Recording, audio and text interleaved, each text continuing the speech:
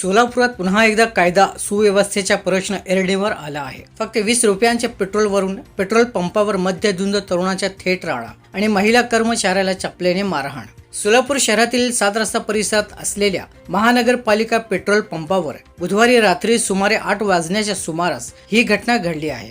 एक तरुण दुचाकीवर पेट्रोल भरण्यासाठी आला होता. त्याने केवळ 20 रुपयांच्या पेट्रोलची मागणी केली. मात्र नियमानुसार किंवा तांत्रिक कारणामुळे महिला कर्मचाऱ्याने इतक्या कमी रकमेचे पेट्रोल देण्यास नकार दिला. याच गोष्टीचा राग असल्याने हा तरुण संतापला आणि दारूच्या नशेत त्याने थेट गोंधळ घालण्यास सुरुवात केली. हा वाद इतका वाढला की तरुणाने महिला कर्मचाऱ्याला चक्क चपल्याने मारहाण केली.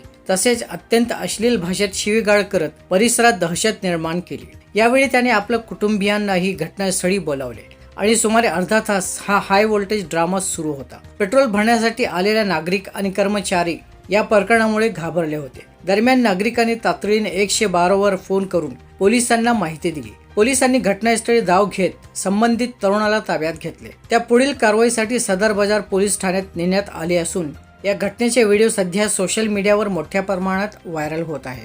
फक्त 20 रुपयांच्या पेट्रोलसाठी असा संताप आणि थेट महिला कर्मचाऱ्यावर हात उसळणे ही घटना समाजात वाढत्या असंवेदनशीलतेचा उदाहरण ठरत आहे. या प्रकरणी पोलिसांकडून अधिक तपास सुरू आहे.